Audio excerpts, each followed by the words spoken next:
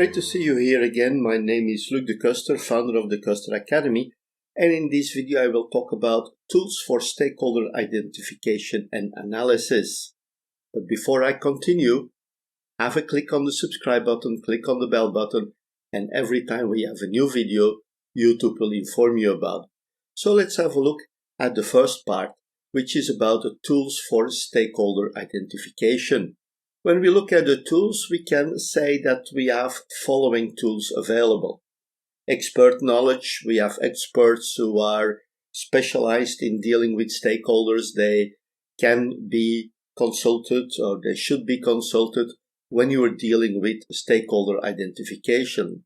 You also can look at the sales, PR, marketing team because they already had contact with the people. They understand the environment before it comes to the project manager. There may have been a sales cycle.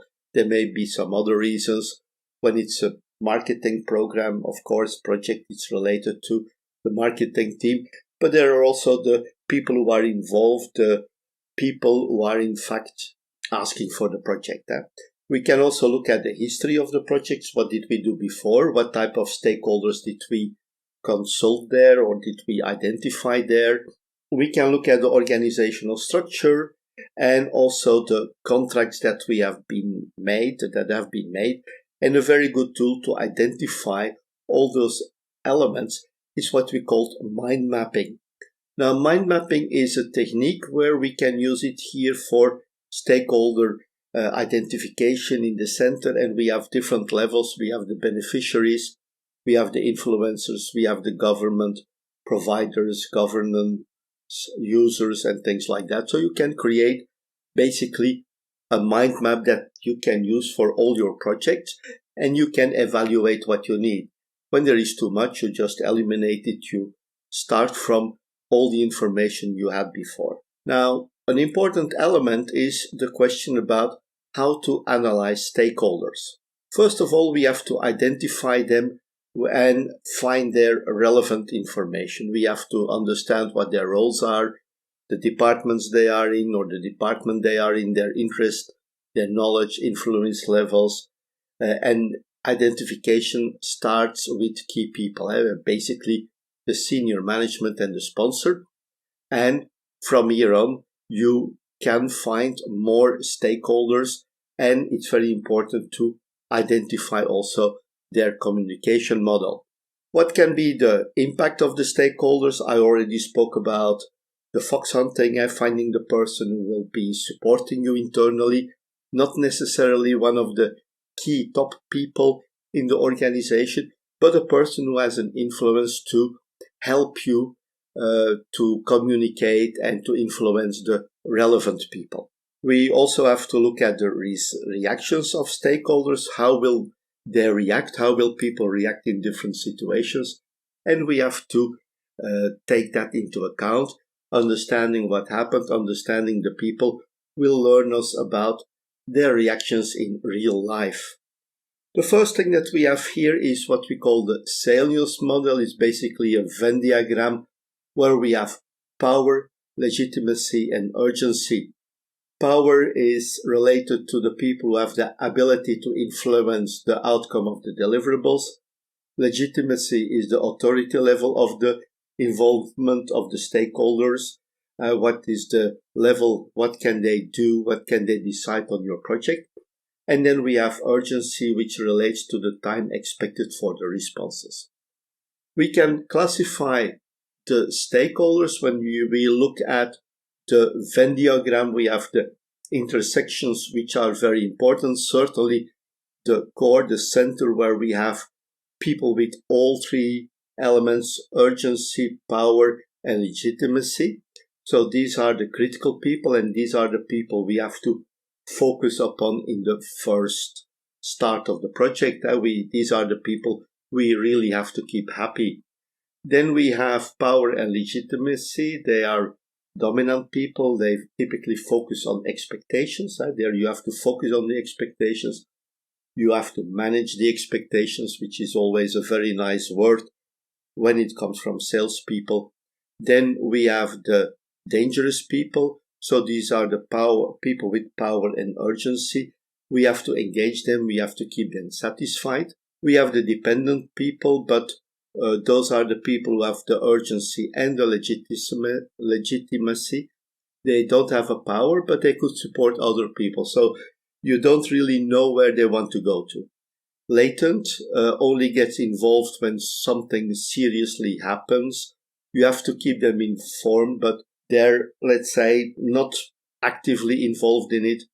Demanding people may be the people who think they are important. They need immediate attention. Discretionary, you keep them happy, you keep them in the loop.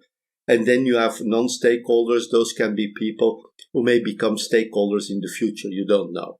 An important element, another element is also to identify the interest or the power of the stakeholders is looking at the power interest grids, the different grids that we have.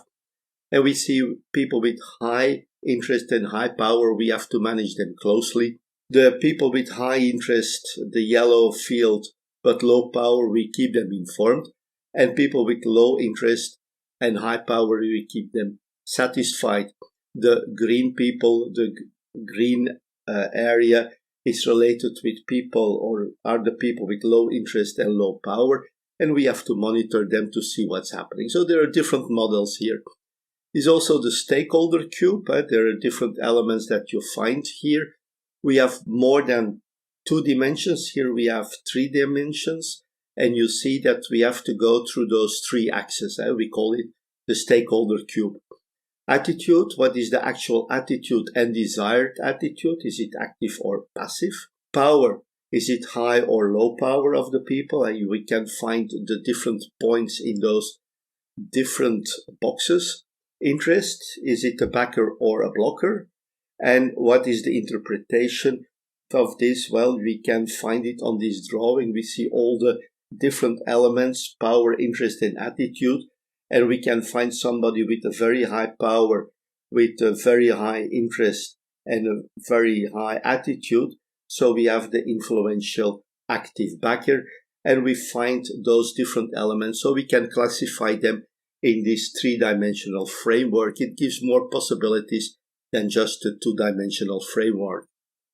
Another element to consider are the engagement levels. Here we have some people that we are looking at. We have different levels that we can have: unaware, resistant, neutral, supportive, and leading. So basically we see that the unaware do not know what's actually happening. The resistant, they are aware of the project, but they are resistant. Neutral people, they don't support, they're not resistant. People who are supportive, they are aware and supportive to the change. Leading, those people are aware and actively engaged. Now what we see here is we find the actual levels. So basically we find that, for example, Radomil and Erika are unaware. That's the actual level they are in. LDC, the neutral level. Radovan is supportive. Hannah is also supportive. So that tells us where are the people today. And we have to identify where do we want to have those people. So Radovan, we want him to be a leading person. Luc de Custer should be supportive. Hannah should also be leading. Radomil should be neutral. And Erika should be supportive. So these are all the elements that you can identify. A lot of things to do with stakeholders, but it's very important. So that was it for this video. We spoke about the stakeholders, engagements, all kinds of tools that you can use. But before we finish, don't forget to click on the subscribe button, click on the bell button, and every time we have a new video, YouTube will inform you about it. Thank you very much, and bye-bye.